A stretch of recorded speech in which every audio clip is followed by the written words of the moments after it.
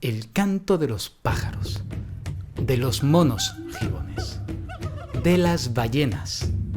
Todos ellos fueron, para Darwin, la prueba fehaciente de que la música se encuentra encarnada en el sistema nervioso de todas las especies de animales y que seguramente tuvo que tener un origen evolutivo. Un origen que desafiaría a su propia teoría de la selección natural y le obligaría a tener que hacer ciertos añadidos para poder lograr dar una explicación a ese mecanismo tan misterioso que es capaz de sacudir nuestras almas como lo hace la música. Pero no todos iban a estar de acuerdo.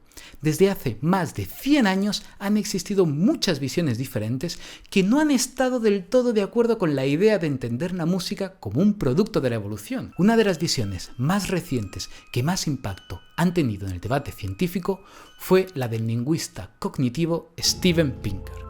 Pinker argumentó que no parece existir ningún motivo por el que la música pudo haber evolucionado en un primer momento en la especie humana.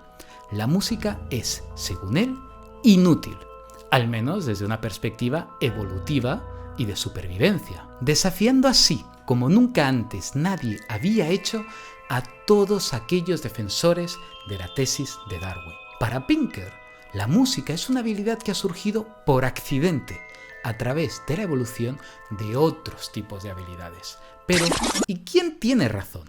¿Darwin o Steven Pinker? En el vídeo de hoy, analizamos ambas posturas que siguen aún hoy día enfrentadas entre sí y con muy buenos argumentos por cada una de las partes. Bienvenidos a Biomusicology.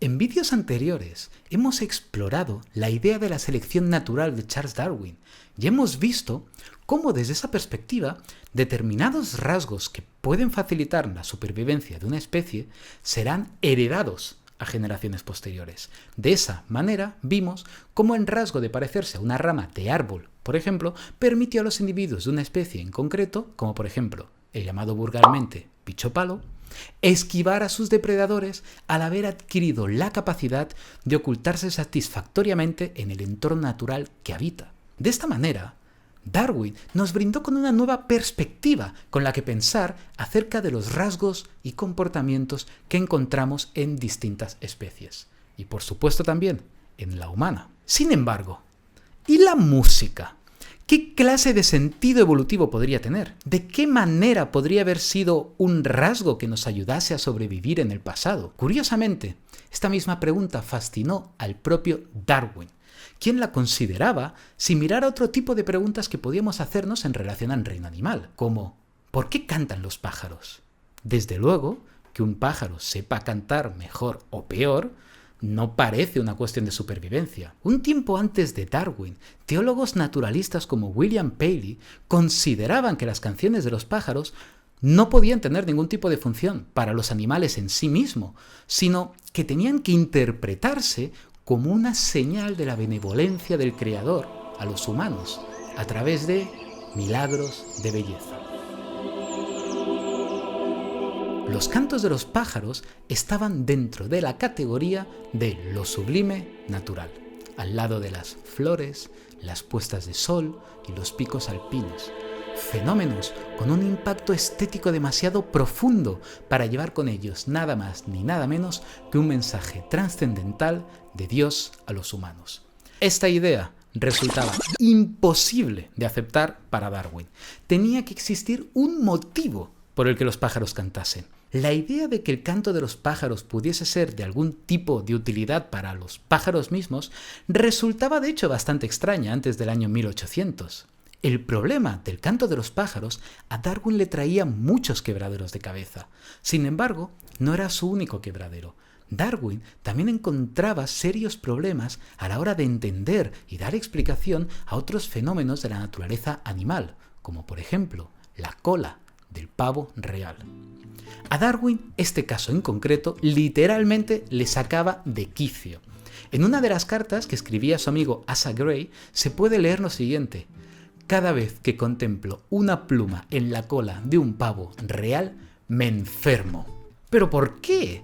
¿Por qué le traía tantos problemas? Si habéis visto mi vídeo anterior, en el que explico la teoría de la selección natural de Darwin, comprenderéis cómo realmente la cola del pavo real parece poner en duda todo lo que hemos comentado hasta ahora. Por un lado, la teoría de la evolución predice que muchos animales adoptarán formas y colores que les permitirán ocultarse de los depredadores de su entorno. Sin embargo, los colores brillantes de la cola del pavo real no solo son un increíble reclamo para sus depredadores, sino que además esa aparatosa e inmensa cola le está haciendo también más difícil escapar de un posible ataque.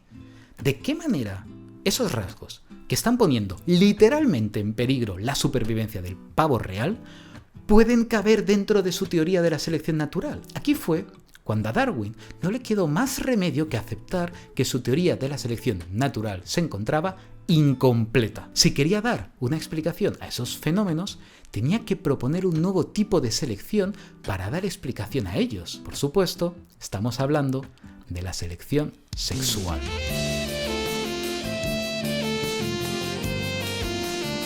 El caso es, si te paras a pensarlo, que la supervivencia no te puede servir de mucho si no tienes descendencia a quien transmitirle tus genes. Bastante obvio, ¿no? Esto provoca que comience a darse un nuevo tipo de competición. Una competición que tiende a ocurrir normalmente entre los machos de una especie con el fin de atraer la atención de las hembras. Aquellos machos que resulten atractivos para las hembras serán los que logren traspasar sus genes a la siguiente generación. Es decir, se acaba dando también un proceso de selección, solo que en vez de venir decidido por la naturaleza, viene decidido por las hembras. Pero ¿y por qué tiene que ser así? El caso es que en algunas situaciones las hembras pueden ser también las que compiten por los machos. Sin embargo, y de manera general, dado que son ellas las que suelen cargar con los llamados costes de reproducción y todos los riesgos que los mismos implican, hace que una hembra tenga que pensárselo 2 veces antes de aparearse con cualquiera. Darwin sospechó que, además de la selección natural, existía otra fuerza guiando la evolución de las especies a la que llamó selección sexual. ¿Cómo distinguir entonces si un particular rasgo es origen de la selección natural y no de la selección sexual? La respuesta para Darwin era muy simple. Fijémonos, por ejemplo, en el rasgo particular que nos hace tener 2 ojos en vez de 1. Tener 2 ojos es un rasgo que se encuentra en ambos géneros. Es bastante probable entonces que su origen sea debido a la selección natural y no tanto a la sexual. De hecho, tener 2 ojos es un rasgo evolutivo de la mayoría de animales e insectos, ya que nos ayuda a percibir a qué distancia se encuentran los objetos de nuestro campo visual. Sin embargo, si el rasgo particular en el que nos estamos fijando se encontrase tan solo en uno de los géneros, significa entonces que ese rasgo en particular ha debido surgir, por lo tanto, debido a la selección sexual. Esto explica no solo la cola del pavo real. Fijaos en estos patos mandarines y tratan de adivinar quién es el macho y quién es la hembra. Darwin llegó a la conclusión de que las hembras tenían a preferir aquellos machos que presentan colores hermosos. No solo eso, sino que extrapoló el mismo principio al canto de las aves. Darwin no podía aceptar las posiciones de la teología natural que entendían que el canto de las aves no tenía ninguna función para ellas mismas. Darwin era consciente de que los pájaros machos tendían a cantar mucho más que las hembras, y lo hacían sobre todo en la época de apareamiento. De hecho, él mismo fue testigo en múltiples ocasiones de cómo, durante las épocas de apareamiento, muchos pájaros machos llegan a morir exhaustos mientras cantan. Esto le llevó a negar la posibilidad de que el canto tuviese algún tipo de relevancia para la supervivencia del individuo, sino que su función clara es la de aumentar sus posibilidades de reproducción. Darwin escribe: si no fuese porque las hembras fuesen capaces de apreciar esos sonidos y fueran excitadas o encantadas por ellos, los perseverantes esfuerzos de los machos y las complejas estructuras a menudo poseídas por ellos serían inútiles. Y esto es imposible de creer. Así, el canto del ruiseñor sería el análogo sónico de las plumas del pavo real, sonidos bellos que logran despertar en ellas sentimientos de atracción por el macho. A continuación, Darwin sigue y dice: de todo esto podríamos sacar la conclusión de que un gusto casi igual para los colores hermosos y los sonidos musicales se extiende a una gran parte del reino animal. Pero aquí entonces caemos en un problema serio y filosóficamente muy profundo. Pensadlo bien. ¿Qué es lo que hace que una determinada combinación de colores sea hermosa y otra no? ¿Qué es lo que hace que una determinada combinación de sonidos musicales sea agradable y otras no?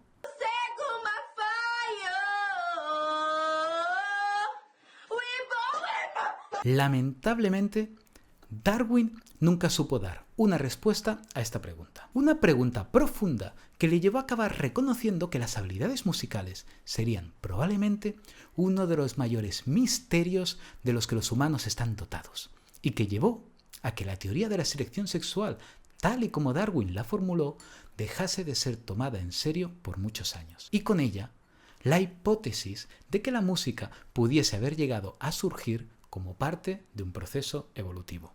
Poco tiempo después, William James, quien es tenido por uno de los padres de la psicología moderna, consideró que la música no era más que una peculiaridad incidental de nuestro sistema nervioso, posición que dominaría durante la mayor parte del siglo XX desde diferentes perspectivas, ya sea explicando la música como un efecto secundario de tener un cerebro grande, ser conscientes, o de tener capacidad de aprender, o de tener cultura. Pero probablemente la perspectiva que más impacto e influencia tuvo fue la que propuso el lingüista Steven Pinker, quien en su famoso libro How the Mind Works en 1997 propuso su llamada hipótesis del pastel de queso auditivo. Pues lo que oyes, para Steven Pinker, la música no es más que un pastel de queso que en vez de degustar utilizando el sentido del gusto, lo degustamos con el oído. Ciertamente, no hemos evolucionado para aprender a hacer pasteles de queso,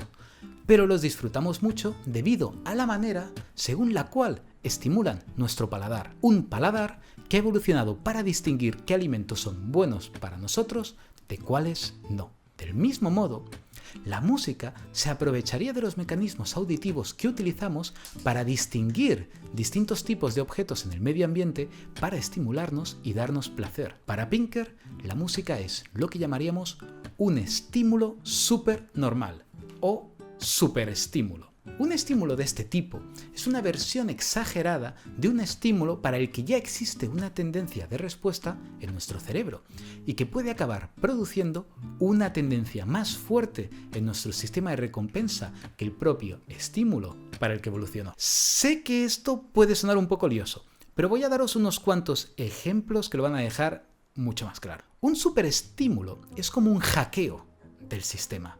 Es la manera mediante la cual alguien hackea una preferencia que te viene dada por origen evolutivo.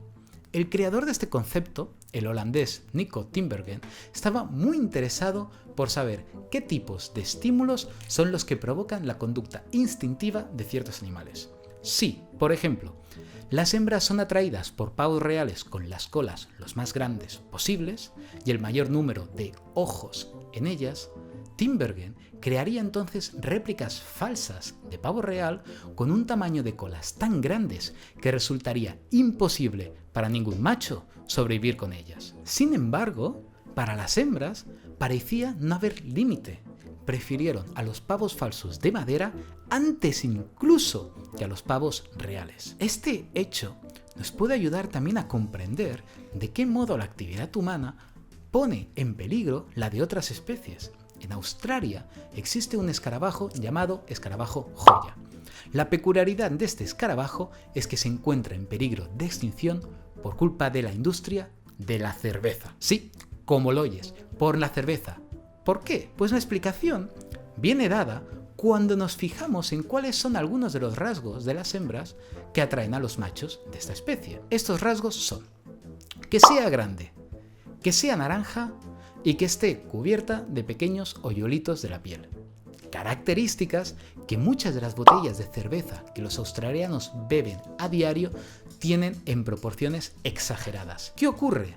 Pues que si tiras una de esas botellas al campo, lo más probable no es solo que los escarabajos joya la confundan con una hembra e intenten copular con ella, sino que al tratarse de un estímulo súper normal, hace que prefieran 1000 veces más copular con la botella de cerveza que con las hembras de su propia especie.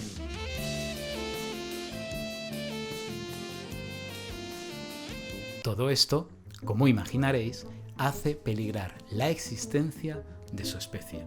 Por otro lado, no todo tiene por qué tratarse de estímulos relacionados con el apareamiento. Por ejemplo, Tinbergen descubrió que al pintar los huevos de pájaros cantores de un color azul mucho más llamativo que los huevos reales de la especie, las hembras dejaban de lado sus propios huevos y decidían incubar los falsos. Daba igual que algunos de estos huevos falsos fuesen anormalmente grandes, haciendo que el propio pájaro resbalase y cayese continuamente. Prefería incubar los huevos falsos que no los suyos propios. Esto, por supuesto, nos tiene que llevar a la pregunta: ¿existen estímulos supernormales en el ser humano? Pues muchos así lo creen. Hay quien opina, por ejemplo, que el maquillaje es una forma de crear un estímulo supernormal para atraer a sus receptores. Hay también quien opina, como Steven Pinker, que el pastel de queso, los bollos de chocolate, la comida basura en general y las bebidas azucaradas son para nosotros un superestímulo. Dado que supuestamente nuestros antepasados no tenían comida siempre disponible a su alcance, la evolución ejerció una presión sobre el gusto, haciendo que tengamos una preferencia muy fuerte por los alimentos dulces. ¿Y por qué? Pues porque el sabor dulce suele ser indicador de que algo tiene un alto contenido calórico y por lo tanto comerlo te permitirá ganar o almacenar energía. La industria alimentaria diseña, aprovechándose de este instinto, productos de bebidas azucaradas, a pesar de que lo más sano para nosotros sea realmente beber agua. Otro ejemplo podrían ser algunas drogas.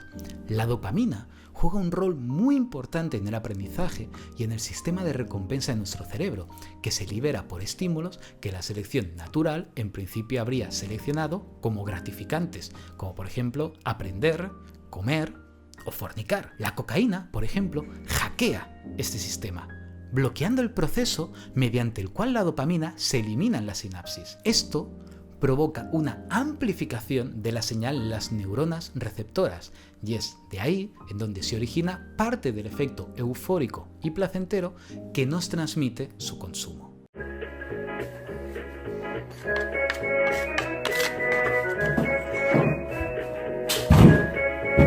Pues la misma perspectiva, Pinker opina, debemos de utilizar a la hora de contemplar el fenómeno musical en el ser humano. Para Pinker, la música es inútil.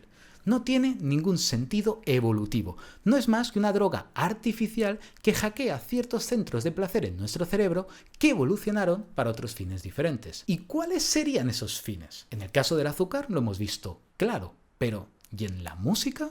En su opinión, Pinker especula que la música lo que hace es lograr activar el centro de placer que sentimos al localizar objetos en el espacio.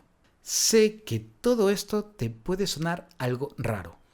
Yo no suelo sentir un placer especialmente intenso cuando alguien llama mi nombre desde lejos y soy capaz de identificar de qué dirección viene el sonido. Por otro lado, para Pinker ocurriría algo parecido con las artes visuales. Esta activaría los centros de placer por un gusto a la simetría que pudo haber evolucionado para otros propósitos. Lo cierto es que las palabras de Pinker no gustaron a mucha gente, y desde entonces han aparecido cada vez más y más visiones en la ciencia que han tratado de defender posiciones más cercanas a las de Darwin. Desde el neodarwinismo ha habido un renacimiento de muchas de sus ideas en relación con la selección sexual que mostraron que sus intuiciones no iban tan desencaminadas, pero que sí que requerían algunas matizaciones. En los últimos 25 años, el debate acerca de los orígenes de la música ha estado más activo que nunca, y son precisamente muchas de esas visiones las que quiero resumir y divulgar en este canal. Pero no me puedo ir sin mencionar una tercera visión que no por ser la última es menos importante. Y es que tanto si la música surgió por selección sexual como si se trata de un estímulo supernormal, ambas hipótesis consideran al menos que sí que se puede rastrear un origen evolutivo de la música. Por lo tanto, el placer que sentimos por la música debería ser universal en la especie humana. Deberíamos también, por lo tanto, ser capaces de encontrar una definición universal acerca de lo que es música y poder catalogarla entre todas las culturas. Esto parece implicar de manera implícita la existencia de universales en las diferentes maneras que tenemos los humanos de hacer música en todas partes del mundo. Universales culturales que tanto la antropología como la etnomusicología llevan desde mediados del siglo XX no solo negando su existencia, sino enfrentándose a unas dificultades abismales a la hora de encontrar una definición de música que cumpla las expectativas y los modos de hacer de las personas de las diferentes culturas del mundo. Los adhanes, que son las llamadas a la oración en el Islam, ciertamente pueden sonar como música a nuestros oídos, mientras que cualquier persona que se haya culturizado en un país árabe probablemente se escandalizaría o reiría a partes iguales ante la sugerencia de que el adán es música. Allahu Akbar, Allahu Akbar, Allahu Akbar, Allahu Akbar.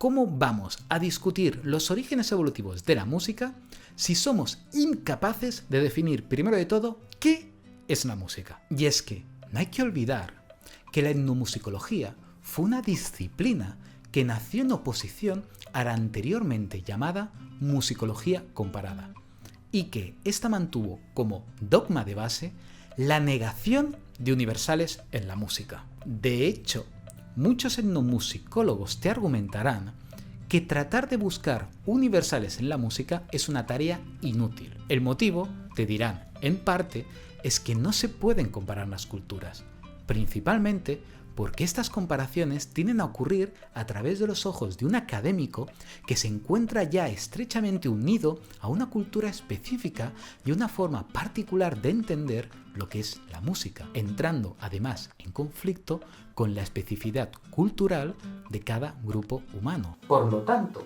la música, para muchos etnomusicólogos, hay que verla como una construcción social y cultural en mayúsculas. Resumiendo un poco todo, en este vídeo hemos visto tres diferentes maneras de afrontar el problema de los orígenes de la música. La primera es a través de una perspectiva darwiniana clásica que considera que la música sí que tiene un origen evolutivo específico y claro. La segunda manera es la de Pinker y muchos otros que consideran a la música como un byproduct o un efecto secundario de otras habilidades que estas sí que sufrieron presiones evolutivas.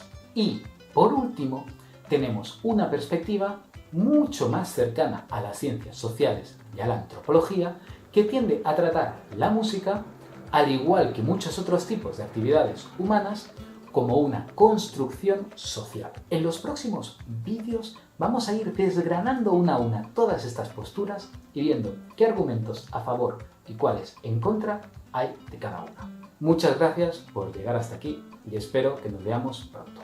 Un saludo y hasta otra.